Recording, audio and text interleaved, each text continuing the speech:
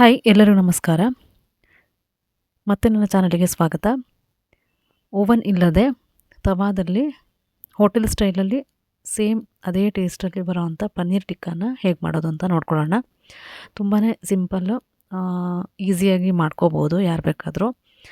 ಹಾಗಾದರೆ ಈಗ ಪನ್ನೀರ್ ಟಿಕ್ಕಾ ಹೇಗೆ ಮಾಡ್ಕೊಳ್ಳೋದು ಅಂತ ನೋಡ್ಕೊಳ್ಳೋಣ. ಅದಕ್ಕೆ ಒಂದು ಬೌಲನ್ನು ತೊಗೊಬಿಟ್ಟು ಅದಕ್ಕೆ 100 ml ಅಷ್ಟು ಗಟ್ಟಿಯಾದ ಮೊಸರು, ಸ್ವಲ್ಪ ಸಿಹಿಯಾಗಿದ್ದರೆ ಚೆನ್ನಾಗಿರುತ್ತೆ. ಹಾಗೆ ಅದಕ್ಕೆ 2 ಟೇಬಲ್ ಸ್ಪೂನ್ ಆಗುವಷ್ಟು ಅಚ್ಚ ಖಾರದ ಪುಡಿನ ಹಾಕ್ತಾಯಿದ್ದೀನಿ. ನಿಮಗೆ ಖಾರ ಸ್ವಲ್ಪ ಜಾಸ್ತಿ ಬೇಕಾದರೆ ಸೇರಿಸ್ಕೋಬೋದು. ಹಾಗೆ ಅದಕ್ಕೆ ಸ್ವಲ್ಪ ಗರಂ ಮಸಾಲಾನ ಸೇರಿಸ್ತಾ ಇದ್ದೀನಿ, 1 ಟೀ ಸ್ಪೂನ್ ಆಗುವಷ್ಟು. ನಂತರ 1 ಟೀ ಸ್ಪೂನ್ ಆಗುವಷ್ಟು ಜೀರಿಗೆ ಪುಡಿ, ಹುರಿದು ಇಟ್ಕೊಂಡಿರುವಂಥ ಜೀರಿಗೆ ಪುಡಿ. ಹಾಗೆ 1 ಟೀ ಸ್ಪೂನ್ ಆಗುವಷ್ಟು ಅರಿಶಿಣದ ಪುಡಿ. ನಂತರ ಅದಕ್ಕೆ ಒಂದು ಕಿಚನ್ ಕಿಂಗ್ ಮಸಾಲ ಅಂತ ಪೌಡ್ರನ್ನ ಸೇರಿಸ್ತಾ ಇದ್ದೀನಿ. ನೀವು ಟೇಸ್ಟು ಚೆನ್ನಾಗಿ ಕೊಡುತ್ತೆ, ಇಲ್ಲದೇ ಇದ್ದರೆ ಸ್ಕಿಪ್ ಮಾಡ್ಕೊಳ್ಳಿ. ಹಾಗೆ ಕಾಳುಮೆಣಸಿನ ಪುಡಿನ ಸೇರಿಸ್ಕೊಳ್ತಾ ಇದ್ದೀನಿ ಸ್ವಲ್ಪ. ನಿಮಗೆ ಖಾರ ಜಾಸ್ತಿ ಬೇಕು ಅಂತಂದರೆ ಸ್ವಲ್ಪ ಜಾಸ್ತಿನೇ ಸೇರಿಸ್ಕೋಬೋದು. ಹಾಗೆ ರುಚಿಗೆ ಉಪ್ಪನ್ನು ಇಲ್ಲಿ ಸೇರಿಸ್ಕೊಳ್ತಾ ಇದ್ದೀನಿ, ನೋಡ್ಕೊಬಿಟ್ಟು ಹಾಕ್ಕೊಳ್ಳಿ. ನಂತರ ನಾನು ಕಡಲೆ ಹಿಟ್ಟನ್ನು ಸ್ವಲ್ಪ ರೋಸ್ಟ್ ಮಾಡಿದ್ದೀನಿ, ಸಣ್ಣ ಫ್ಲೇಮ್ ಇಟ್ಕೊಬಿಟ್ಟು ಒಂದು ಘಮ ಬರೋ ತನಕ ಹುರಿದಿಟ್ಕೊಂಡಿರೋಂಥ ಕಡಲೆ ಹಿಟ್ಟನ್ನು ಇಲ್ಲಿ ಸೇರಿಸ್ತಾ ಇದ್ದೀನಿ. ಹಾಗೆ ಶುಂಠಿ ಬೆಳ್ಳುಳ್ಳಿಯ ಪೇಸ್ಟನ್ನು ಕೂಡ ಇಲ್ಲಿ ಸೇರಿಸ್ಕೊಳ್ತಾ ಇದ್ದೀನಿ. ಹಾಗೆ ಆವಾಗಲೇ ನೀವು ಜಜ್ಜಿಬಿಟ್ಟು ಕೂಡ ಸೇರಿಸ್ಕೋಬೋದು. ಹಾಗೆ ಸ್ವಲ್ಪ ಓಮದ ಕಾಳು ಅಥವಾ ಅಜ್ವಾಯಿನ್ ಅಂತ ಏನು ಹೇಳ್ತೀರಿ ಅದನ್ನು ಸ್ವಲ್ಪ ಸೇರಿಸ್ತಾ ಇದ್ದೀನಿ. ಅದರ ನಂತರ ಸ್ವಲ್ಪ ಕಸ್ತೂರಿ ಮೇಥಿ ಸೇರಿಸ್ತಾ ಇದ್ದೀನಿ. ಇವಿಷ್ಟನ್ನು ಸೇರಿಸಾದ್ಮೇಲೆ ಒಂದೊಳ್ಳೆ ಮಿಕ್ಸನ್ನು ಮಾಡಬೇಕಾಗತ್ತೆ, ಪೂರ್ತಿ ಎಲ್ಲದೂ ಹೊಂದ್ಕೊಳ್ಳೋ ಹಾಗೆ. ಹಾಗೆ ಇಲ್ಲಿ ನೀವು ಲಿಂಬೆಹಣ್ಣಿನ ರಸನ ಕೂಡ ಸೇರಿಸ್ಕೋಬೋದು. ಹಾಗೆ ಇದರ ಕಲ್ಲರು, ಫ್ಲೇವರು, ಟೆಕ್ಸ್ಚರು ಎಲ್ಲ ಚೆನ್ನಾಗಿದ್ದಷ್ಟು ನಮಗೆ ಟಿಕ್ಕಾ ಟೇಸ್ಟು ತುಂಬಾ ಚೆನ್ನಾಗಿ ಬರುತ್ತೆ. ಸೊ ಈ ಒಂದು ಮಸಾಲ ರೆಡಿಯಾಗಿದೆ. ಈಗ ಗಟ್ಟಿಯಾಗೇ ಇರಲಿ ಆದಷ್ಟು. ನಂತರ ಇದಕ್ಕೆ ಬಿಸಿಯಾಗಿ ಮಾಡಿರೋಂಥ 2 ಟೇಬಲ್ ಸ್ಪೂನ್ ಆಗುವಷ್ಟು ಬಿಸಿ ಬಿಸಿ ಎಣ್ಣೆ ಏನು ನೀವು ಪ್ಯಾನಲ್ಲಿ ಮಾಡಿಬಿಟ್ಟು ಡೈರೆಕ್ಟ್ ಅದನ್ನು ಸೇರಿಸ್ಬೇಕಾಗತ್ತೆ. ಇದು ಮೇಯ್ನ್, ಇದು ಪನ್ನೀರ್ ಟಿಕ್ಕಾ ಟೇಸ್ಟ್ ಬರೋದಕ್ಕೆ ತುಂಬಾ ಇಂಪಾರ್ಟೆಂಟು. ಬಿಸಿ ಬಿಸಿ ಇದ್ದಾಗಲೇ ಹಾಕ್ಕೊಂಡು ನೀಟಾಗಿ ಒಂದ್ಸರಿ ಮಿಕ್ಸ್ ಮಾಡ್ಕೊಳ್ಳಿ. ಸೊ ಈಗ ಈ ಮಸಾಲ ರೆಡಿಯಾಗಿದೆ. ಹಾಗೆ ಮ್ಯಾರಿನೇಟ್ ಮಾಡೋದಕ್ಕೆ ಮಸಾಲ ನಮ್ಮದು ರೆಡಿಯಾಗಿರೋದನ್ನು ಈಗ ನಾವು ಪನ್ನೀರ್ ಟಿಕ್ಕಾ ಮಾಡೋದಕ್ಕೆ ಇಂಪಾರ್ಟೆಂಟು ಪನ್ನೀರ್ ಜೊತೆಗೆ ನಾವು ಅದಕ್ಕೆ ಈರುಳ್ಳಿ, 2 ಈರುಳ್ಳಿನ ಈ ಥರ ಸಿಪ್ಪೆನ ತೆಗೆದುಬಿಟ್ಟು ನಾನು ಕಟ್ ಮಾಡಿಟ್ಕೊಂಡಿದ್ದೀನಿ. ಹಾಗೆ ರೆಡ್ ಕ್ಯಾಪ್ಸಿಕಮನ್ನು ತೊಗೊಂಡಿದ್ದೀನಿ, ಅದನ್ನು ಕೂಡ ಅದೇ ಶೇಪಲ್ಲೇ ಕಟ್ ಮಾಡ್ಕೊಂಡಿದ್ದೀನಿ.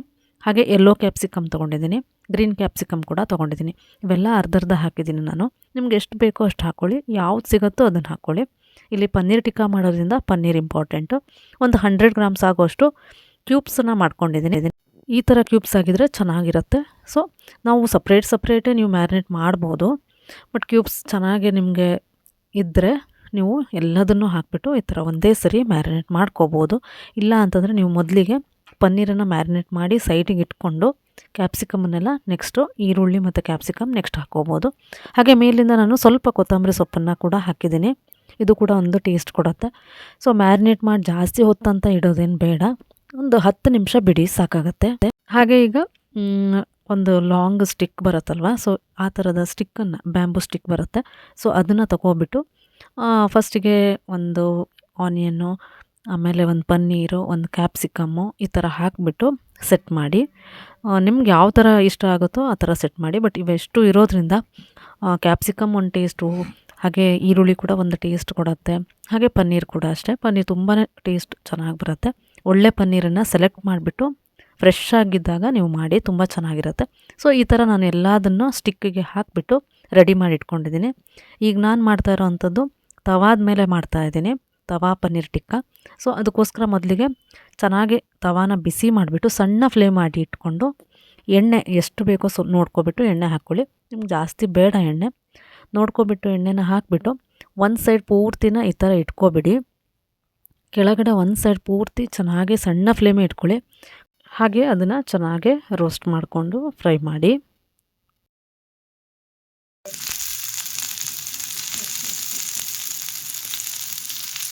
ಮೇಲಿಂದ ಬೇಕಾದರೆ ನೋಡ್ಕೊಬಿಟ್ಟು ಎಣ್ಣೆನ ಸೇರಿಸ್ಕೊಂಡು ಈ ಥರ ಪೂರ್ತಿ 2 ಸೈಡ್ 4 ಬದಿಯಿಂದ ಫ್ರೈ ಮಾಡಬೇಕಾಗತ್ತೆ. ಇಲ್ಲಾಂದರೆ ಒಂದು ಸೈಡ್ ಬೆಂದ್ಬಿಟ್ಟು ಇನ್ನೊಂದು ಕಡೆ ಚೆನ್ನಾಗಿ ಬೇಯೋದಿಲ್ಲ. ಸೊ ಈ ಥರ ಫ್ರೈ ಮಾಡಿದರೆ ಪನ್ನೀರ್ ಟಿಕ್ಕಾ ತುಂಬಾ ಚೆನ್ನಾಗೇ ಬರುತ್ತೆ ಟೇಸ್ಟು. ಹಾಗೆ ಇದನ್ನು ಮ್ಯಾರಿನೇಟ್ ಮಾಡೋ ಒಂದು ಮಸಾಲ ಏನಿದೆ ಅದು ತುಂಬ ಚೆನ್ನಾಗಿ ಬರಬೇಕು. ನೀವು ರೆಡ್ ಕ್ಯಾಪ್ಸಿಕಮ್ ಇಲ್ಲ ಯೆಲ್ಲೋ ಕ್ಯಾಪ್ಸಿಕಮ್ ಇಲ್ಲ ಅಂದರೆ ತೊಂದರೆ ಇಲ್ಲ. But red capsicum yellow capsicum ಇವೆಲ್ಲ ಹಾಕಿರೋದ್ರಿಂದ ತುಂಬ ಡಿಫ್ರೆಂಟಾಗಿ ಟೇಸ್ಟ್ ಕೊಡುತ್ತೆ. ಹಾಗೆ ಈರುಳ್ಳಿ ಮತ್ತು ಪನ್ನೀರ್ ಕೂಡ ಹಾಕಿಬಿಟ್ಟು ನೀವು ಮಾಡ್ಕೋಬೋದು. ಸಿಂಪಲ್ಲಾಗಿ ಮನೆಯಲ್ಲೂ ಕೂಡ ನಾವು ಹೋಟೆಲ್ ಸ್ಟೈಲಲ್ಲಿ ಏನು ಟೇಸ್ಟ್ ಬರುತ್ತೋ ಅದೇ ಟೇಸ್ಟಲ್ಲಿ ಮನೆಯಲ್ಲೂ ಕೂಡ ಪನ್ನೀರ್ ಟಿಕ್ಕಾನ ಮಾಡ್ಕೋಬೋದು. ನೀವು ಒಮ್ಮೆ ಟ್ರೈ ಮಾಡಿ ಹೇಗೆ ಬಂತು ಅಂತ ಕಮೆಂಟ್ ಹಾಕಿ. ಹಾಗೆ ಮತ್ತೊಂದು ಹೊಸ ರೆಸಿಪಿಯೊಂದಿಗೆ ನಿಮ್ಮನ್ನು ಮತ್ತೆ ಭೇಟಿ ಆಗ್ತೀನಿ. ಅಲ್ಲಿವರೆಗೂ ನಮಸ್ಕಾರ.